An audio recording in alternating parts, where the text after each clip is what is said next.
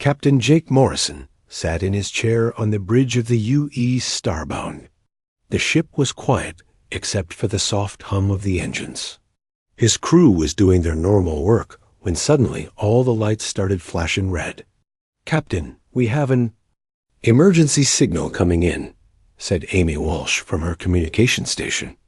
Her voice was excited and worried at the same time. "This is something I have never seen before." Jake stood up and walked over to her station. "What kind of signal?" Amy looked at her screen with wide eyes. "It is coming from the Draconis system. The signal is very old and very powerful. Captain, I think this is from the Dragon Queen herself." The bridge became completely silent. Everyone knew about Queen Zirathel and her dragon people called the Pirathi. They ruled 3 whole star systems and had been around for thousands of years. No one had heard from them in over 50 years. They kept to themselves and did not talk to other species. "Are you sure about this?" Jake asked. "Yes, Captain. The signal has the royal codes." "This is really from Queen Zirathel," Amy said. She pressed some buttons, and the message started playing. A deep, powerful voice filled the bridge. It sounded like thunder mixed with music.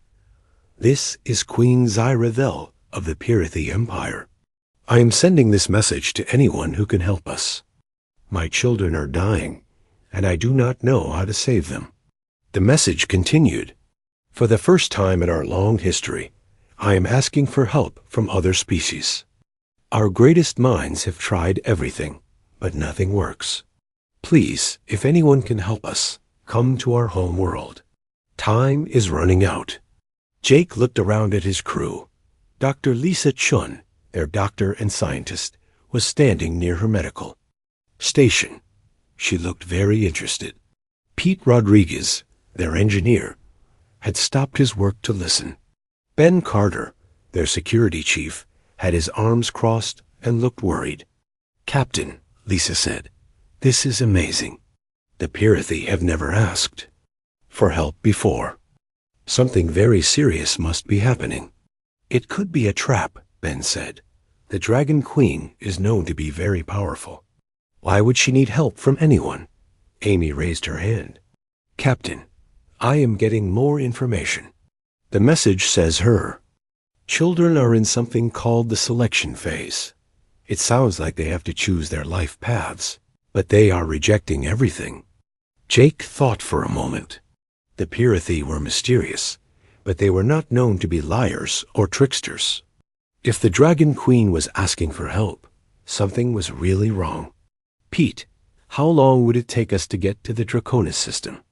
Jake asked. Pete checked his computer. "About 6 days at full speed, Captain." "Sir," Ben said, "I need to remind you that we do not have permission from Earth Command to make contact with the Pirathi. This could get us in big trouble." Jake nodded. He knew Ben was right, but something about the Dragon Queen's voice made him want to help. She sounded scared and desperate. He had never heard of a Pirathi being scared of anything. "Amy, send a message back to the Dragon Queen. Tell her we are coming to help," Jake said. "Captain, are you sure about this?" Lisa asked. "No, I am not sure. But she asked for help, and we are the only ones who heard her.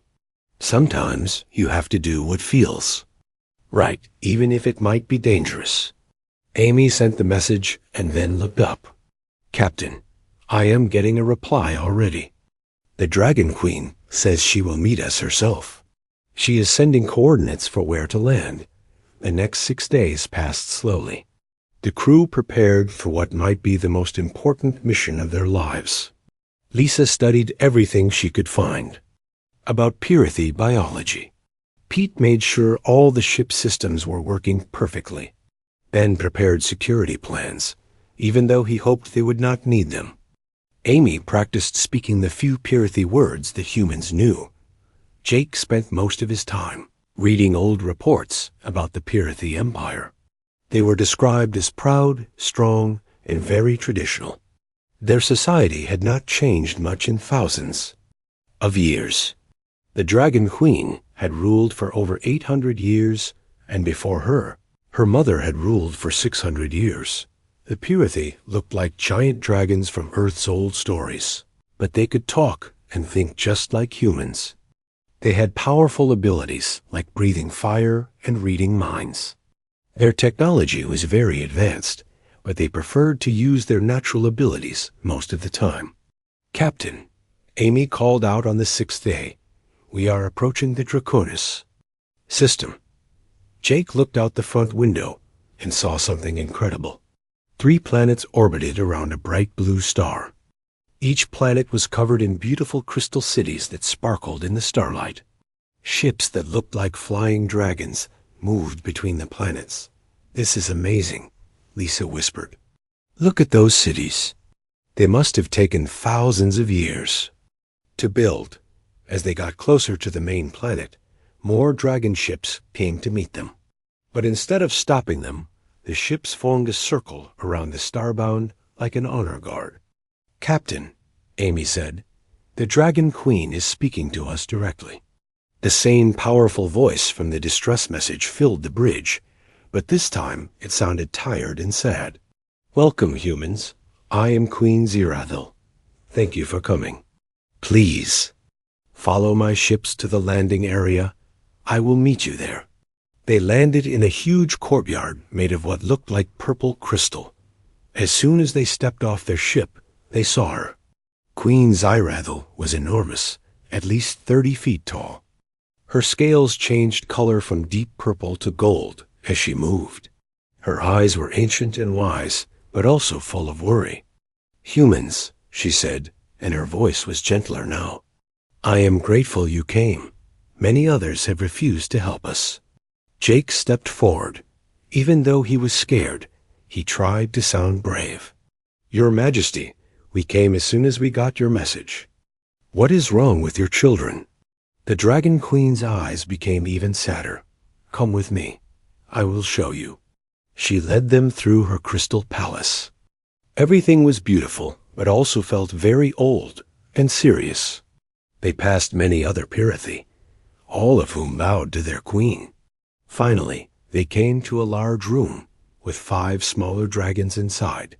These were the Dragon Queen's children, but something was very wrong with them.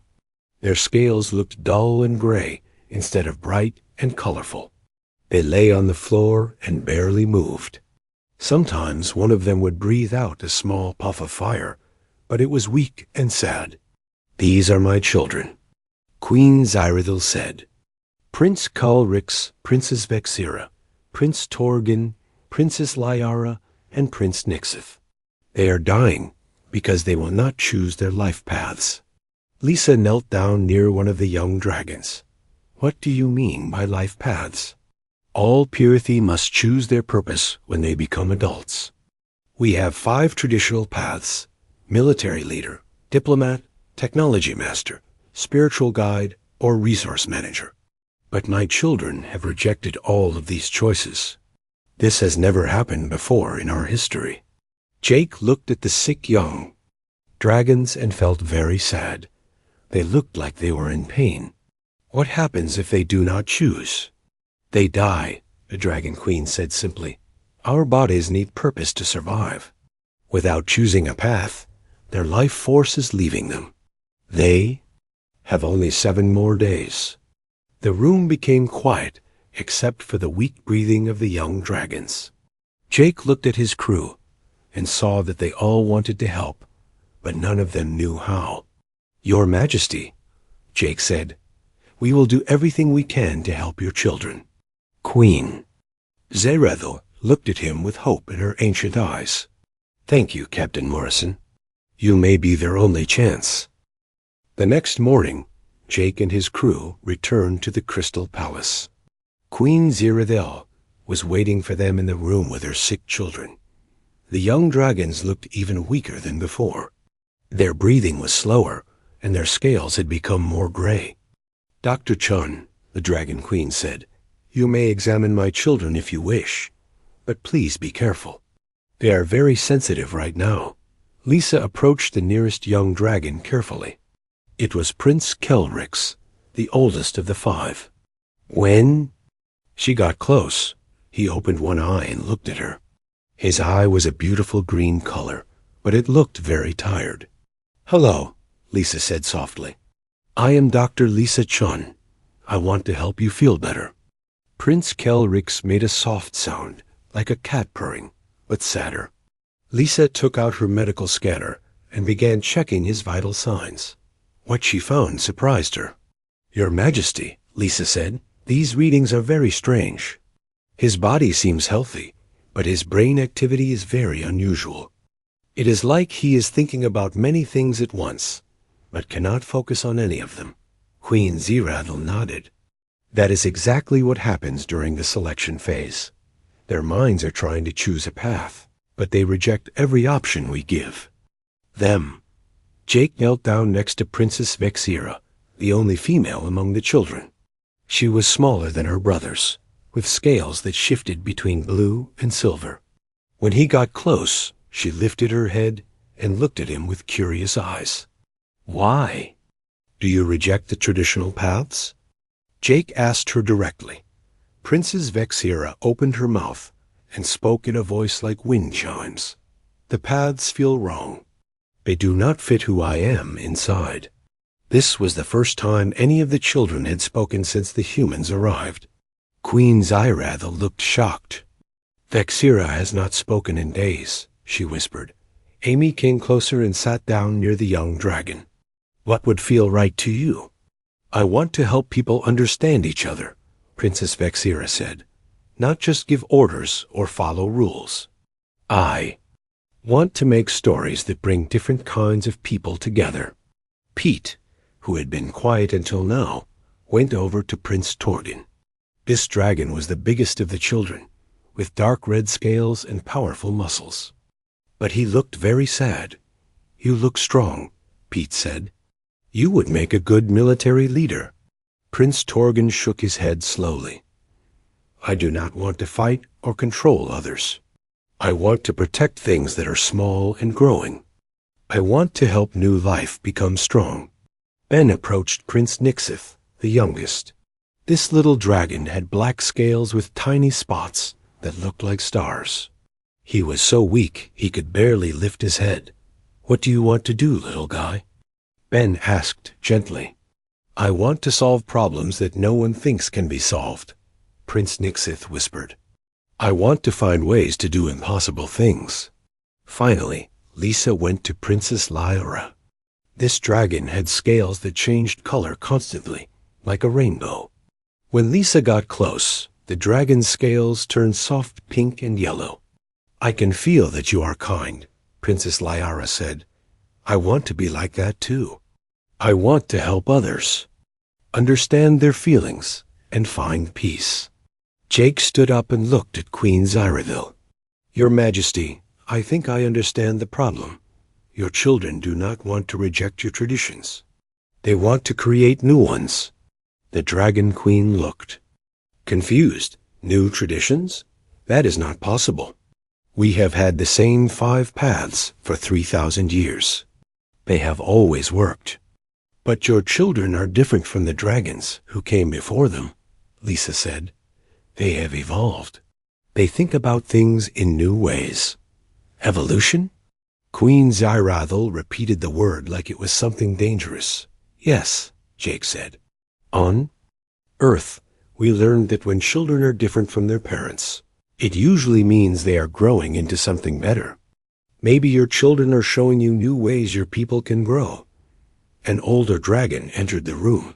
He had black scales and angry red eyes. "Your Majesty, I heard what these humans said. This is nonsense. The old ways have kept our empire strong for thousands of years." "General Faxmer," Queen Zeradel said, "these humans are trying to help my children. They are filling your children's heads with dangerous ideas," General Faxmer said. "There are only 5 paths, because those are the only paths that work. If everyone starts making up their own paths, our whole society will fall apart." Another dragon entered the room. This one was female, with white scales and blue eyes.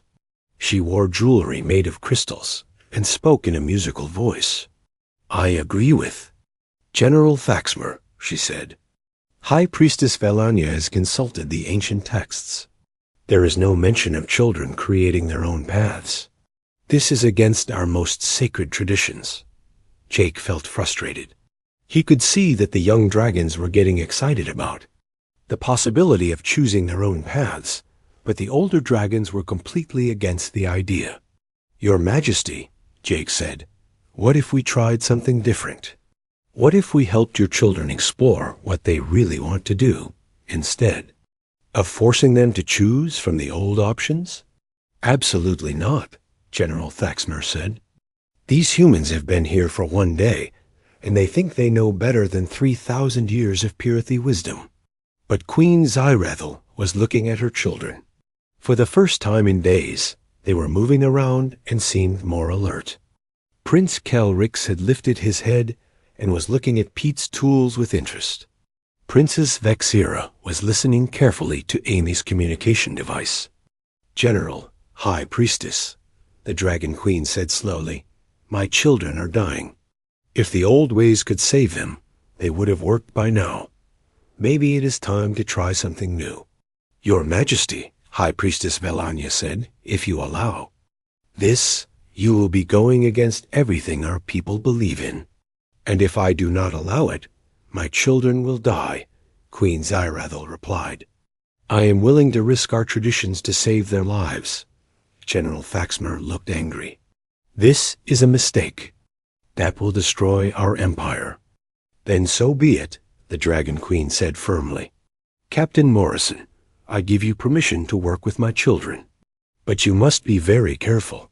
If this does not work, they will die in 6 days."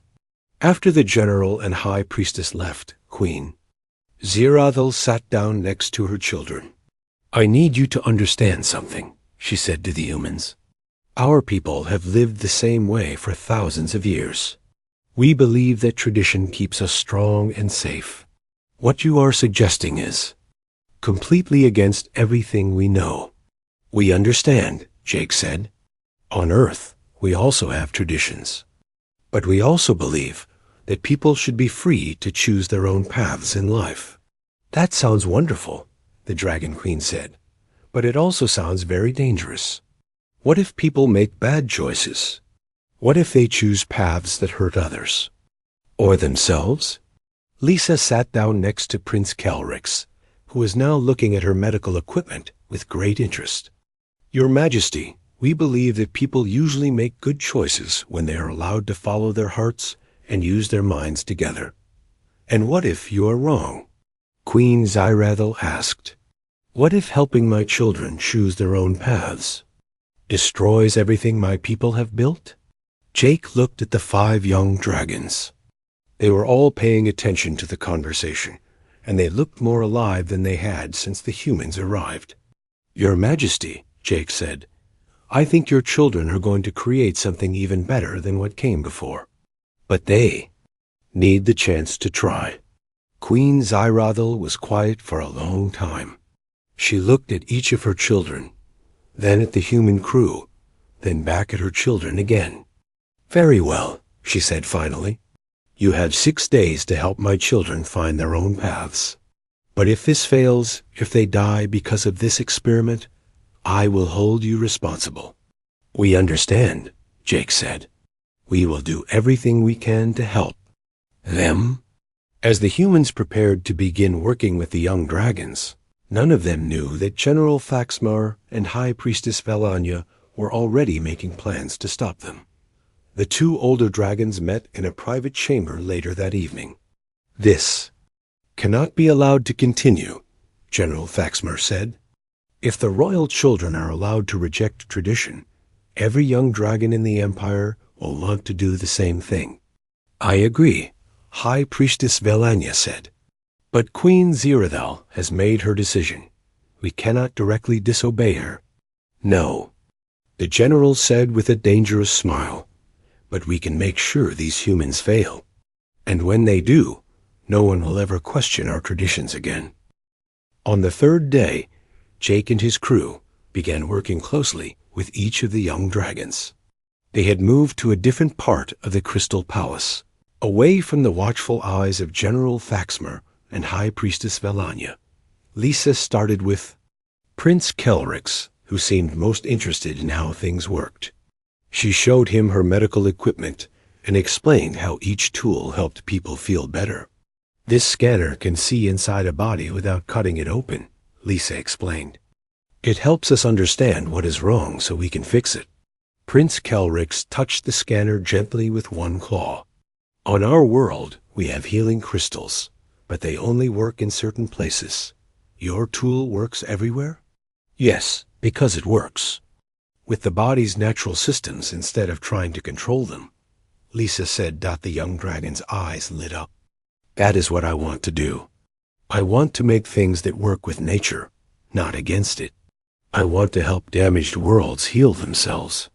His scales began to shimmer with gold and green colors. For the first time since the humans arrived, Prince Kelrix looked truly alive. Meanwhile, Amy was working with Princess Vexira.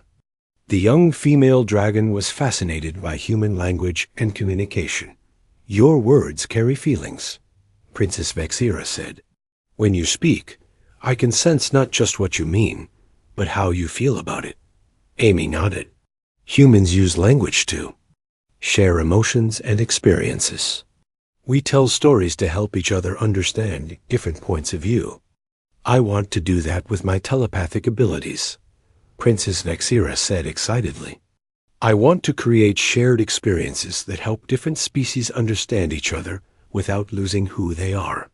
Her scales turned bright silver and blue, and she began to glow softly. Pete was working with Prince Torgin in the palace gardens. The big dragon was gentle with the plants, even though his claws were sharp and his strength was great. You are very careful with small things, Pete observed. I do not want to hurt them, Prince Torgin replied. Everything that grows is precious. Even the smallest flower has value. Pete showed him how humans grew food and took care of animals. We learned that protecting growing things makes us stronger as a species. Yes, Prince Torgin said, his voice full of excitement. I want to travel across the galaxy and protect all the young life I find. I want to be a guardian of growth. His dark red scales began to glow with warm golden light. Ben was having the hardest time with Prince Nixith. The youngest dragon was very weak and spoke in whispers. What kind of impossible things do you want to solve? Ben asked gently. Problems that make everyone give up, Prince Nixith said. Like ... like how to make enemies become friends. Or how to fix things that are completely broken. Or how to find hope when everything seems hopeless. Ben smiled. You know, humans are pretty good at solving impossible problems. We once figured out how to fly, even though we do not have wings. Prince Nixith lifted his head with interest. Really? How? We looked at the problem in a completely different way. Instead of trying to grow wings, we built machines that could carry us through the air. The little dragon's star-spotted scales began to twinkle like real stars. I want to do that. I want to find new ways to solve old problems. Lisa was working with Princess Lyara, whose color-changing scales were now cycling through soft, warm colors. You said you want to help people with their feelings, Lisa said. Can you tell me more about that? I can sense emotions very strongly, Princess, Lyara explained. But most people do not understand their own feelings. They get confused or scared or angry, and they do not know why. Humans have people called counselors who help with that, Lisa said. They listen and help people understand themselves better. But I could do more than just listen, Princess Lyara said. I could help people actually experience peace and understanding. I could design emotional environments that help them heal. Her scales turned the most beautiful combination of pink, gold, and soft green that Lisa had ever seen. By the fourth day, all 5 young dragons were looking much better. Their scales were bright and colorful again, Their breathing was strong, and they were moving around with energy. But their improvement was causing problems elsewhere in the palace. Queen Zyrathel called Jake to a private meeting. "Captain Morrison, my advisors are very upset. They say my children are becoming too different from traditional Pyrrhithi." "Different does not mean wrong, Your Majesty," Jake said. "Your children are still dragons. They still have the same powers and the same good hearts. They just want to use their gifts in new ways.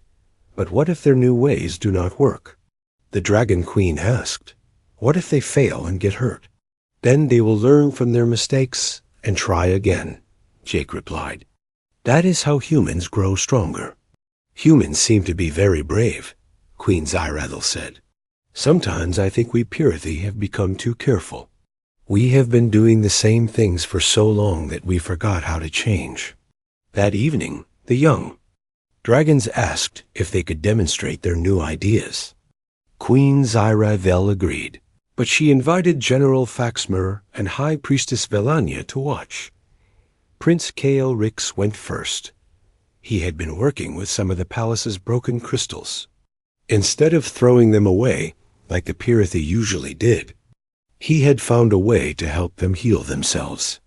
"Watch," he said, touching a cracked crystal with his claw. Golden light flowed from him into the crystal, and slowly the cracks began to close. But instead of forcing the crystal back to its original shape, Kael'Rix let it heal in a new pattern that was even more beautiful than before. "Impossible," General Faxmer muttered. "Healing crystals cannot change their structure." Princess Vexira demonstrated next. She asked her mother and the general to think about a happy memory. Then, using her telepathic abilities in a completely new way, she created a shared experience where everyone could feel the same joy without losing their individual thoughts. "This is what understanding could feel like between all species," she explained. Everyone in the room felt peaceful and connected, but they were still completely themselves. High Priestess Velania looked troubled. "This is not how telepathy is supposed to work." Prince Torgin showed how he had been caring for some sick plants in the garden. Instead of using dragon fire to burn away the disease like traditional healers, he used very gentle, warm light to strengthen the healthy parts of the plants. The sick plants became healthier and stronger than they had ever been. Princess Lyara demonstrated her emotional architecture by helping a servant who had been feeling sad. She created a gentle, warm feeling in the air around him, and his sadness slowly changed into hope and peace. Finally, little Prince Nixith showed everyone his impossibility making. He had found a way to make water flow upward by working with the natural properties of the crystal walls instead of fighting against them. "These demonstrations are impressive," Queen Zyrathel said, "but I need to know if these new paths will really work in the long term." "Your Majesty," General Faxmer sighed, "these tricks are interesting, but they are not real purposes. A dragon needs a clear, traditional role in society." "With respect, General," Jake said, "your children have found clear purposes. They are just different from the old ones." "Different and dangerous," High Priestess Velania added. "If word of this spreads, every young dragon in the Empire will want to abandon their traditional roles." Queen Zyrathel looked at her children, who were now healthy and happy and excited about their futures. Then she looked at her advisors, who were worried and angry. "I need time to think about this," she said finally. "We will continue the experiment, but I must consider what this means for our whole society." That night, General Faxmer and High Priestess Velania met in secret again. "The Queen is starting to believe in these human ideas," the general said. "We must act soon, or our entire way of life will be destroyed." "I have been in contact with the other worlds in our empire," the High Priestess said. "Many of the older dragons are very concerned about what is happening here. They want us to stop this before it goes too far." "Then we will stop it," General Faxmer said.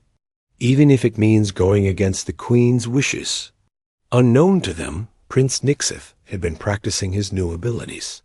He had figured out how to make himself nearly invisible by bending light around his small body. He heard every word of their conversation. The little dragon hurried back to his siblings and told them what he had learned. The 5 young dragons realized that their new paths were not just about saving their own lives anymore. They were about the future of their entire species. "We need to prove that our new ways can help everyone," Princess Vexira said. "Not just ourselves." "But how?" Prince Kelrix asked. "The older dragons do not want to listen to us. Then we will have to show them something so important that they cannot ignore it." Prince Torgan said. Princess Lyara looked worried. "What if we fail? What if we make things worse?" Little Prince Nixith smiled, his star-spotted scales twinkling. "Then we will solve that impossible problem, too." The 5 young dragons began planning something that would either save their society or change it forever. They just hoped they would have enough time to put their plan into action before the traditionalists stopped them. On the 5th day, everything changed. Jake woke up to the sound of alarm bells ringing throughout the Crystal Palace. Amy rushed into his room with a worried expression.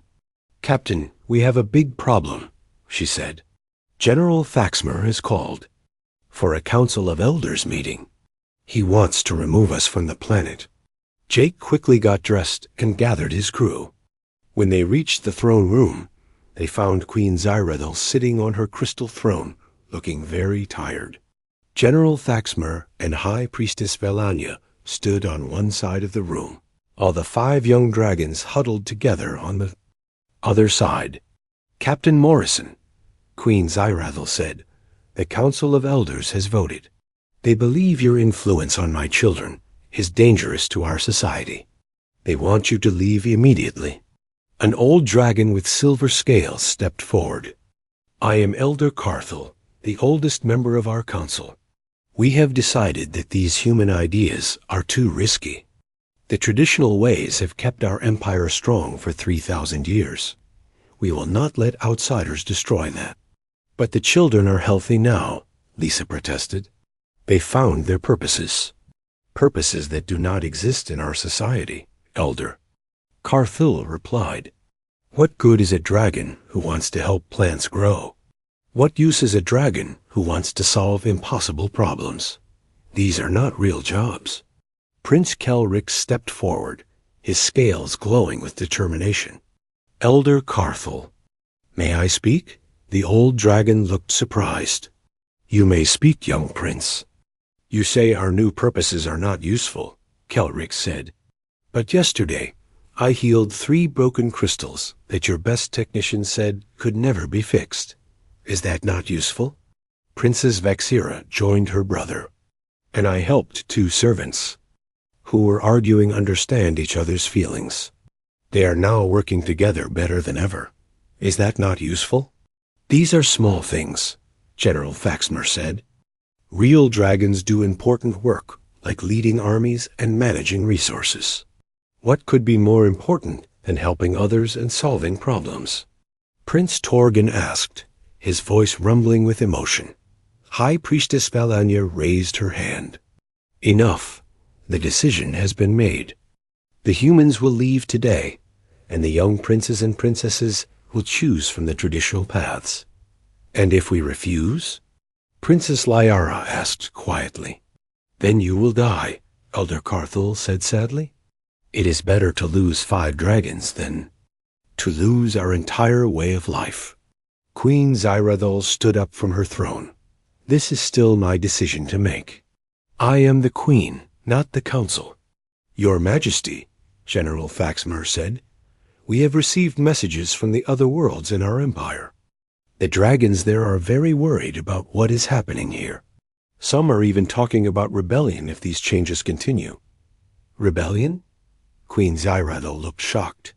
"Yes, Your Majesty. They say that if the royal children can reject tradition, and every young dragon will want to do the same, our whole society will fall apart." Jake stepped forward. Your Majesty, may I suggest something? You have caused enough trouble, human, Elder Carthel said angrily. Please, Queen Zyrathel. Sighed. Let him speak.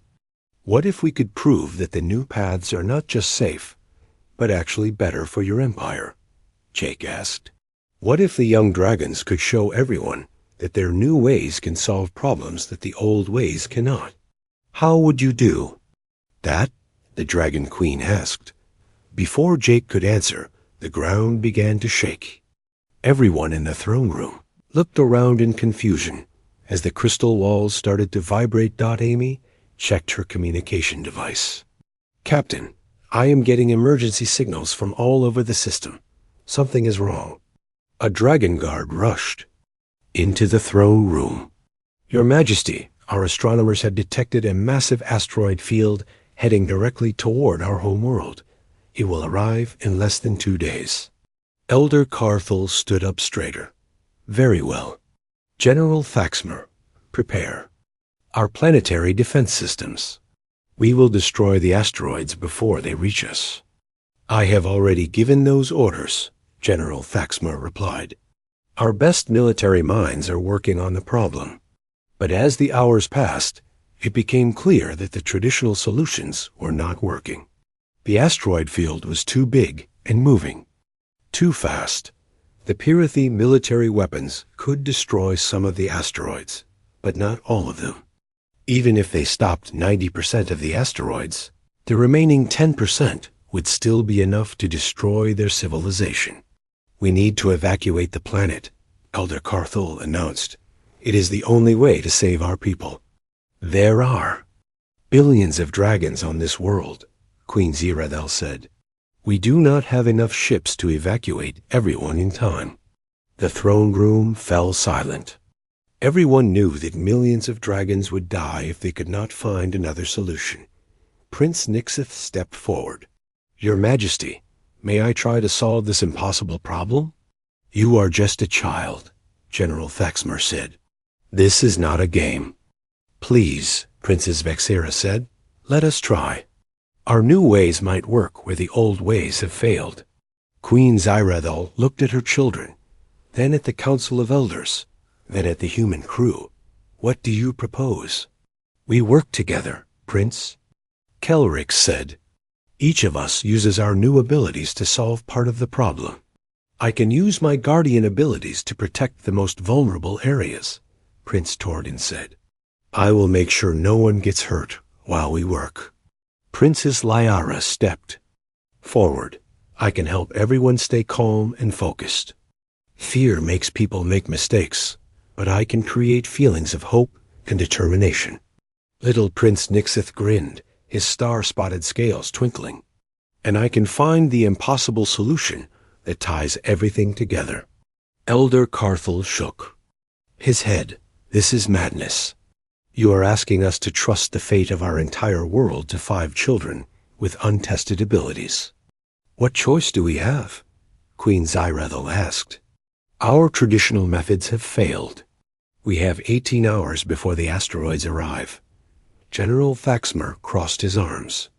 I refuse to put our military forces under the command of children. Then, put them under my command, Jake said. I will coordinate with the young dragons, but I will take responsibility for the mission.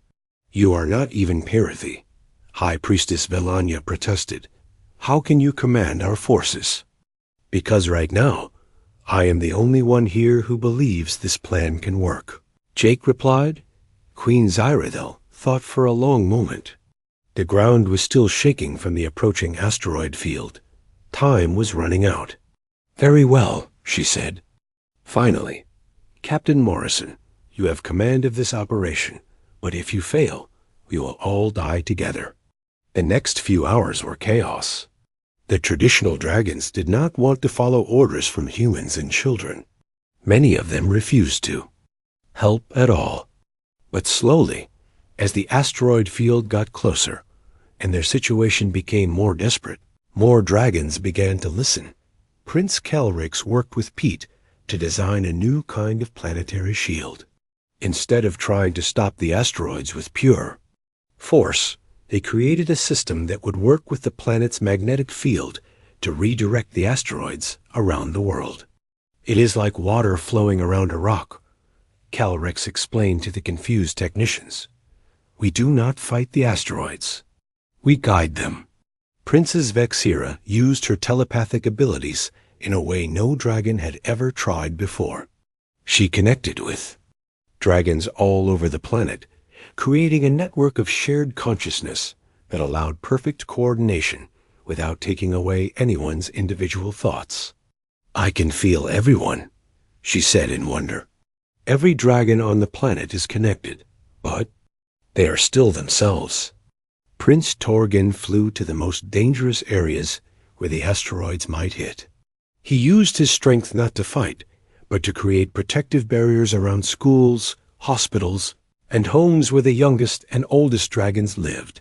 Princess Liara spread feelings of calm and hope across the entire planet. Dragons who had been panicking began to work together. Fear turned into determination, and Prince Nixith did something that no one expected. He found a way to turn the asteroid field from a disaster into a gift. The asteroids are full of rare minerals, he announced. If we redirect them correctly, we can capture them and use them to build new worlds for our people to live on. That is impossible, Elder Carthel said. No one can control that many asteroids with that much precision. Watch me, Prince Nixith said with a smile. Working together, the 5 young dragons and the human crew created a solution that amazed everyone. The planetary shield redirected most of the asteroids safely around the world. The ones that did come close were caught in carefully designed gravity fields and guided into orbit around the planet. When it was over, instead of being destroyed, the Pirathi had gained enough materials to build 10 new worlds. The throne room was quiet as everyone realized what had happened. The young dragons had not just saved their world, they had made it stronger. Elder Carthul was the first to speak. I have never seen anything like this. These children accomplished something that our greatest minds said was impossible. General Thaxmer looked stunned. The military applications of these techniques, we could help other worlds that are in danger. High Priestess Velanya was staring at the readings from the asteroid capture. The precision required for this operation, it is beyond anything in our ancient texts. Queen Zyrethel walked over to her children and embraced each of them. My children, you have shown us something wonderful. You have shown us that growth and change are not dangerous. They are necessary. But the biggest surprise came from the other dragons on the planet. THR. 3 months after the asteroid crisis, the Pirathi homeworld looked completely different. Construction had begun on new cities designed by Prince Kelrix, where crystal buildings worked in harmony with the natural landscape. Dragons who had never spoken to each other before were now working together on projects they had created themselves.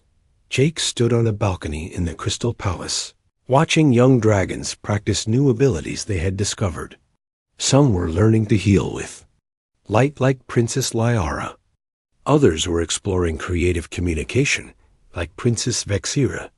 Many were finding their own unique paths that no one had ever imagined before.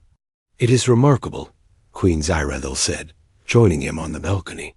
In 3 months, my people have accomplished things that took us centuries to achieve in the past. Change can be frightening, Jake replied, but it can also be wonderful. The Dragon Queen looked thoughtful. I have been thinking about what you said about evolution. Perhaps my children were not rejecting our traditions. Perhaps they were showing us how our traditions could grow. Down in the courtyard, the 5 young dragons were working on their latest project. They had decided to create a school where young dragons from all over the Empire could come to explore new paths. Prince Kelrix was designing buildings that would adapt to each student's needs. Princess Vexira was developing teaching methods that used shared experiences. Prince Torgen was planning how to protect and nurture young minds. Princess Liara was creating emotional environments that would help students feel safe to take risks. And Prince Nixith was solving all the impossible problems that came up along the way. "Your Majesty," Amy called from inside the palace, "you have visitors." A group of dragons from the other worlds in the Empire had come to see the changes for themselves. Some looked worried, but others seemed curious and excited. "Queen Zyrethel," said a dragon with bright orange scales, "I am Commander Beltar from the Second World. I came to see if the stories we heard were true." "What stories?" the Dragon Queen asked.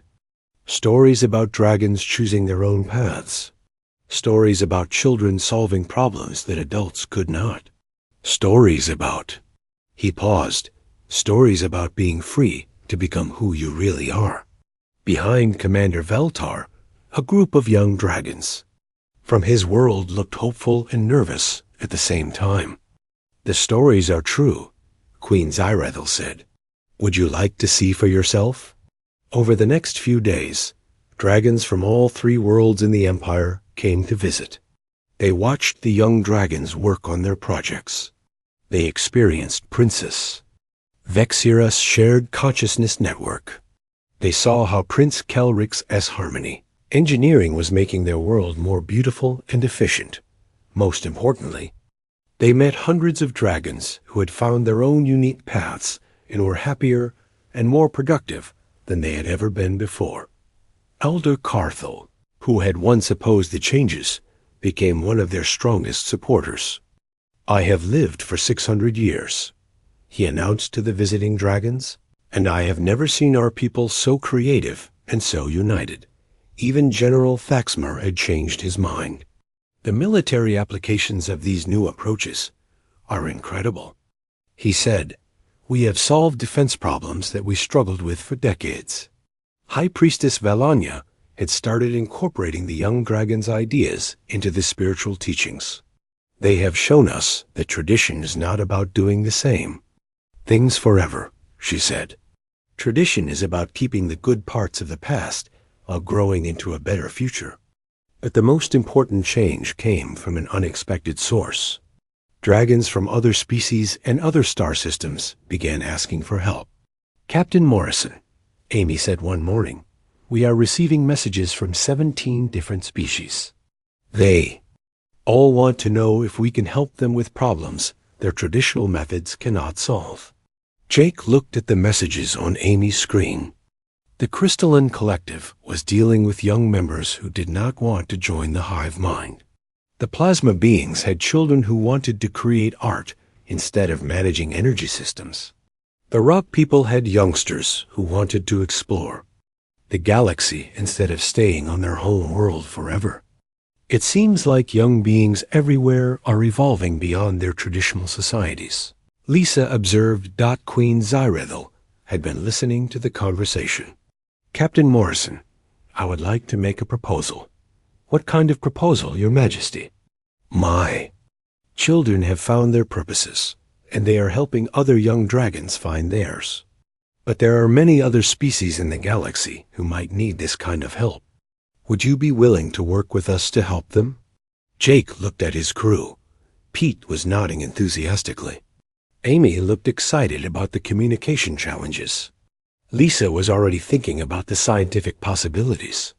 Even Ben, who had been skeptical at first, seemed interested in the security aspects of helping peaceful change happen across the galaxy. "Your Majesty," Jake said, "I think that sounds like exactly the kind of work humans were meant to do." And so began the Pathfinder project. The UES Starbound, now carrying 5 young Pyrthi dragons as permanent crew members, became the first ship dedicated to helping species across the galaxy navigate peaceful change and growth. Prince Kelric set up a mobile laboratory where he could study different worlds and help design solutions that worked with each planet's unique environment. Princess Vexira created a universal communication system that let different species share experiences safely. Prince Torgan became the team's protector and nurturer, making sure everyone felt safe to try new things. Princess Lyara helped species deal with the emotional challenges of change. And Prince Nixith specialized in finding solutions to problems that seemed completely impossible. Their first mission took them to the Hive Mind Collective, where young beings were starting to want individual identities. Their second mission was to the Eternal Order, where immortal beings were struggling with children who wanted to experience growth and change. Each mission taught them something new about how different species could evolve while keeping the best parts of their traditions. But the most rewarding part was watching young beings across the galaxy discover that they could choose their own paths in life. 2 years later, Jake received a message that made him smile. It was from Earth Command, the human government that had once worried about his unauthorized contact with the Dragon Queen. Captain Morrison, the message read, "We have received requests from 47 different species asking for human assistance with social evolution projects. We are officially commissioning the Pathfinder Project as humanity's first diplomatic and development initiative. Congratulations on creating a new tradition of helping others find their own traditions." Jake showed the message to Queen Ziradel during one of their regular communication calls. "It seems like your species has found its own new path too," she said with what Jake had learned was a dragon smile. "I guess we have," Jake replied. "We have always been good at adapting and helping others adapt. Now we just do it on a galactic scale." The Dragon Queen looked thoughtful. "Do you ever wonder what would have happened if you had not answered my distress call?" Jake looked around the bridge of the Starbound, where human and dragon crew members worked together, where screens showed messages from dozens of species asking for help, where the impossible had become routine. "I think everything worked out exactly the way it was supposed to," he said. In the background, he could hear Princess Vexira telling a story to a group of young beings from 6 different species, helping them understand that being different was not something to fear, but something to celebrate. Prince Nixith was working on his latest impossible problem, figuring out how to help a species of living music find harmony with a species of living mathematics. Prince Kelrex was designing a new type of space station that would grow like a plant instead of being built like a machine. Princess Lyara was creating emotional environments that helped entire planets heal from old conflicts. Prince Torgen was carefully tending a garden that contained plants from 200 different worlds, proving that different forms of life could thrive together. The Dragon Queen's children had rejected everything their society offered them, and in doing so, they had discovered something better than anyone had imagined possible. They had learned that the best traditions are not the ones that never change, but the ones that help every individual become the best version of themselves. And across the galaxy, millions of young beings were learning the same lesson, that choosing your own path is not about rejecting where you came from, but about growing into who you were always meant to be. The UES Starbound continued its journey among the stars, carrying humans and dragons, and the message that change is not something to fear, but something to embrace. Because sometimes, when everything seems impossible, all you need is someone willing to step in and help you find a new way forward.